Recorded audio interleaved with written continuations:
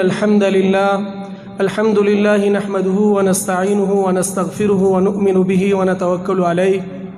أما بعد فأعوذ بالله من الشيطان الرجيم. بسم الله الرحمن الرحيم. ومن أحسن قولا ممن دعا إلى الله وعمل صالحا وقال إنني من المسلمين.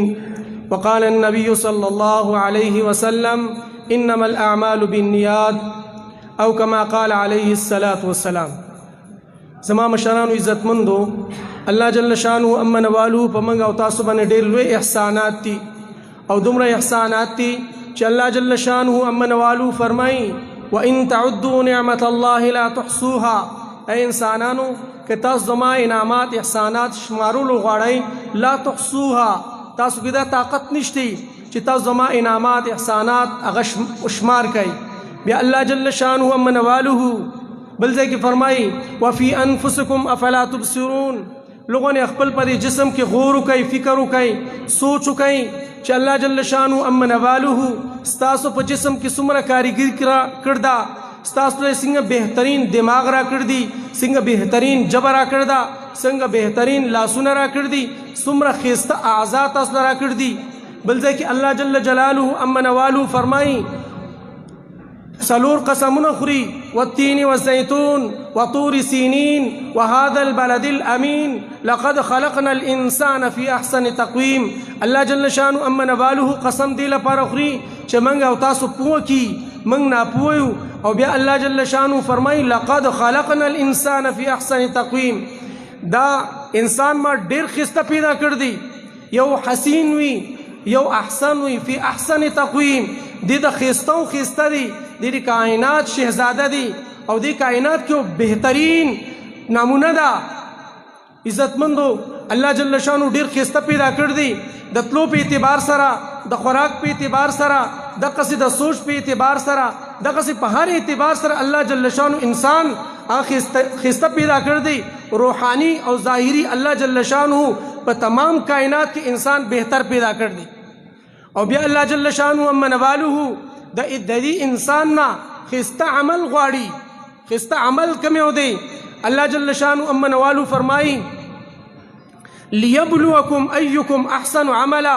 تاسو کې هر انسان امتحان کې دی، غریب خپل غریبۍ کې امتحان کې دی، فقیر خپل فقیرۍ کې امتحان کې دی، ذمہ دار خپل ذمہ دارۍ کې امتحان کې دی، بادشاہ وزیر ہر شعبے والا ملازم خپل په امتحان کې دی.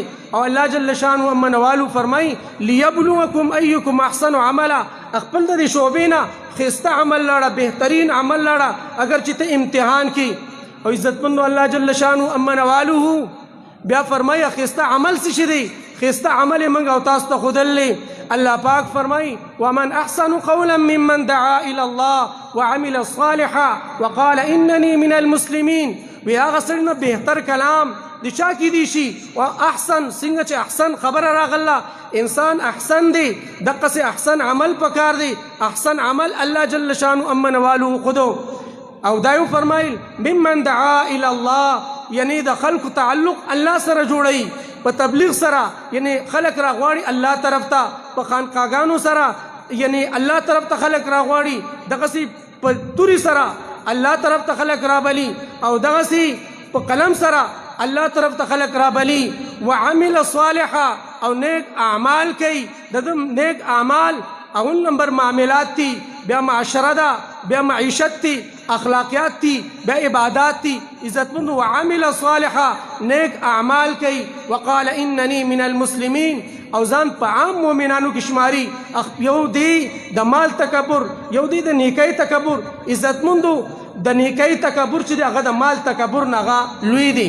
نو د دینه موږ ځان وساتو.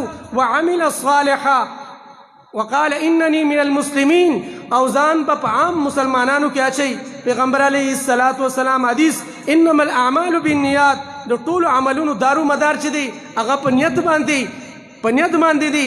ان الله لا ينظر الى صوركم واموالكم ولكن ينظر الى قلوبكم واعمالكم.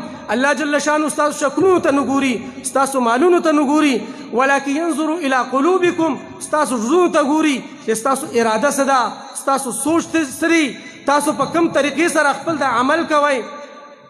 او دقه سي د ټولو عملونو کې ګران عمل چې دی هغه نیت دی.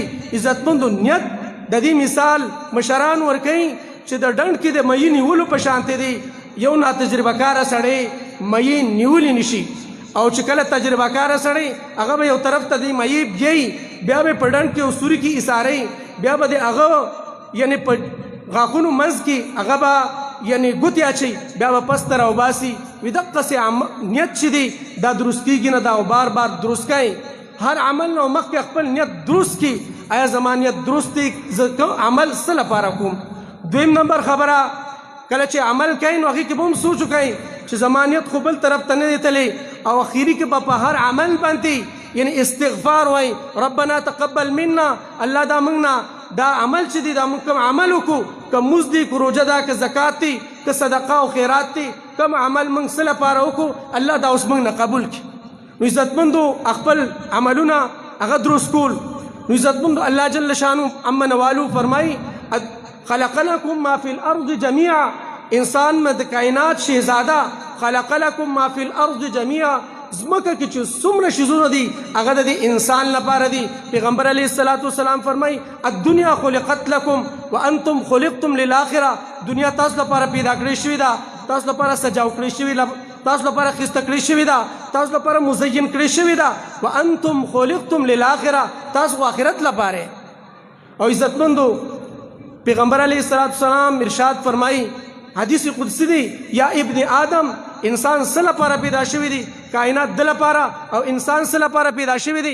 الله جل شانو اما نوالو فرمای یا ابن آدم خلقتک لعبادتی فلا تلعب. اے ابن آدم ما ته خپل عبادت لپاره پیدا کړ دی او ته دنیا کې ځان مه مشغوله کوه.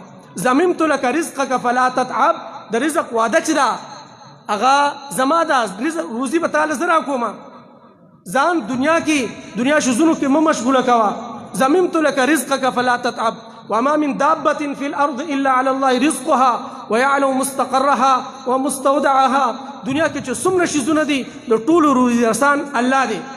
دې کې د دې آیات لاندې مفسرین لیکي چې موسی علیه السلام چې کله کوه تور ته لاړ او بیا الله جل شانه ورته اذهب الى فرعون انه طغى فرعون طرف ته لاړ شه. نو موسی علیه السلام په ذهن کې خبر راغله چې زما کور والا بیماره تیاره کې او ورسره سازو سامان دی نو د هغې به څه کېږي د هغې د روټۍ خوراک څښاک به څه کېږي. نو عزتمندو الله جل شانو اما نوالو ورته ارشاد فرمایي خپل امسا سره یو ګټه ورته خو د هغه ووه وی هغې نه پکې یو چینجی راووته او هغې کې هغه دا وي سبحان من یرانی پاک دی هغه ذات چینجي هغې ځان ته نږدې کړ هغه وی سبحان من یرانی پاک دی هغه ذات چې ما ویني ویسمع کلامی او پاک دی هغه ذات چې هغه ما ویني او زما خبرې اوري ویعرف مکانی زما مکان پیژني یرزقنی ولا ینسانی ما ته روزي راکړي تر اوسه پورې زه د الله پاک نه هېر شوی نه. عزتمندو روزي رسان الله دی. الله وی ضممت لك رزقک ستا د روزۍ سیموار هغه زیمه. او بیا الله پاک فرمای ان وجدتنی وجدت كل شيء که تا زه وموندم هر شی به تا عمومي. ان وجدتنی وجدت كل شيء که تا ما سره محبت وکړو تا زما حکمونه زما د نبی طریقې هغه د ځان کې راوستي هر یو شی به تا سره محبت وکړي.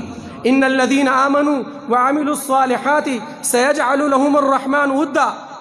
چا چې وڅوک چې ایمان راوړي هغې نه بعد نیک عمل وکړي الله جل شانو اما نوالو به د تمامو شیزونو په زړه کې هغه سره محبت واچوي هغه سره بیا محبت کوي. نو الله پاک حدیث قدسی دی وان فقدتنی فقدت كل شيء که تا زه پرېښودم دنیا هر یو شی به تا پرېږدي. دنیا کې ځمکه چې د هغه به تا نه نفرت کوي قبر ته سړی لاړ شي وي ستا راتله دې نامبارک وي غرونه به دنه نفرت کوي دغسې د ده مال د ده اولاد د ده جیدات نباتات جبانات بر او بحر کې چې څومره شیزونه دي هغه به ټول دنه نفرت کوي. او عزتمندو اخري دا فرمای الله جل شانه وانا خیر لك من كل شيء زه د هر شي نه بهترم د تا نه ستا د اولاد نه ستا د جیدات نه دنیا کې چې څومره شیزونه دي د هغې ټول نه وانا خیر لك من كل شيء. عزتمندو الله جل شانه اما نوالو بارکی یو صحابی دی الله جل شانه تعریف وکړو لا من لا تراه العيون ولا تخاطبه الظنون ولا يصف الواصفون. وی الله جل شانو الله پاک وی وانا خیر لك من كل شيء، زه د هر شي نه بهتر بالا ما. نو بیا الله جل شانو امن والو فرمای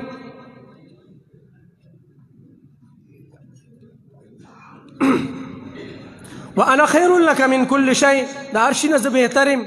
عزتمندو صحابي وی چې الله جل شانو داسې ذات دی یوې سترګې نه دي کتلی. ولا تخالطه الظنون، د چا په هم ګمان کې الله جل شانو نشي راتلی. الله ذات چې هغه ډېر لوی دی، زما او ستا په هم ګمان کې نشي راتلی. ولا تخالطه الظنون ولا يصف الواصفون، او نه تر اوسه پورې دی الله جل شانو امن والو چا تعریف کړ دی. الله جل شانو په خپله فرمایي ولو أن ما في الأرض من شجرة أقلام والبحر يمده من بعده 7 أبحر ما نفدت كلمات الله. چې دنیا کې څومره ونې دي هغې نه قلمونه جوړ شي، څومره سمندرونه هغې نه صحیح جوړ شي، انسان جنات چې دي منشیان او د الله پاک په تعریف باندې ولګي، دا قلمونه چې دا ختم شي، اوبه ختم شي، او بیا اوه سمندرونه نور راشي.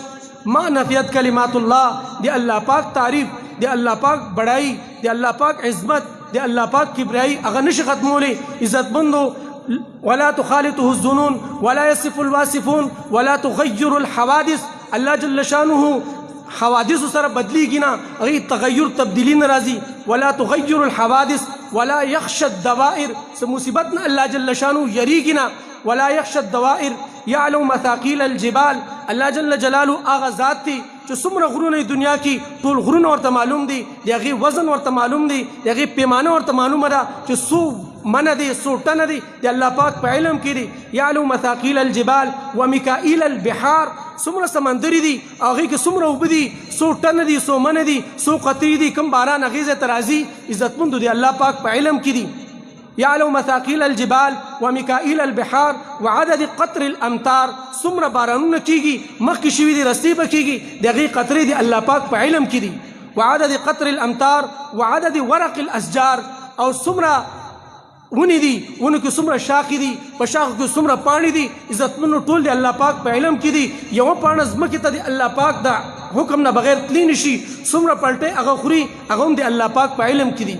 وعدد قطر الامطار وعدد ورق الاشجار وعدد ما ازلم عليه الليل، په کومو کومو شیزونو باندې چې تیاره راځي، عزتمندو هغه ټول شیزونه د الله پاک په علم کې دي. وعدد ما ازلم عليه الليل واشرق عليه النهار، په کومو کومو شیزونو باندې چې رڼا راځي، عزتمندو هغه ټول شیزونه د الله پاک په علم کې دي. وعدد ما ازلم عليه الليل واشرق عليه النهار لا تواري منه سماء سماء، یو اسمان کې دا طاقت نشته چې هغه د الله پاک نه شي پټ کی. ولا ارض ارضا، او نه په ځمکه کې دا طاقت شته چې هغه د الله پاک نه یو شی پټ کي. وځمکې دي، واسمانونه دي، چې څومره شیزونه دي، څومره د غرونو لاندې دي، څومره سمندرونو کې دي، عزتمندو الله پاک په علم کې دي. ولا ارض ارضا ولا بحر ما في قعره، او د سمندر په تهه کې چې کوم شیزونه دي عزتمندو هغه ټول د الله پاک په علم کې دي. ولا بحر ما في قعره ولا جبل ما في وعره، او کوم شیزونه هغه د غرونو په منځ کې دي، لاندې ویښته دي، ته ته دي، عزتمندو هغه ټول شیزونه د الله پاک په علم کې دي. نو الله جل شانو فرمایي وانا خیر لك من كل شيء، زه د هر شي نه بهترم. عزتمندو ټوله دنیا ټول شیزونه الله پاک انسان لپاره، انسان الله پاک خپل عبادت لپاره. او دا فرمایي یا ایها الانسان ما غرك بربك الكريم، اے انسانا ته د رب کریم نه چا په دوکه کې اچولی.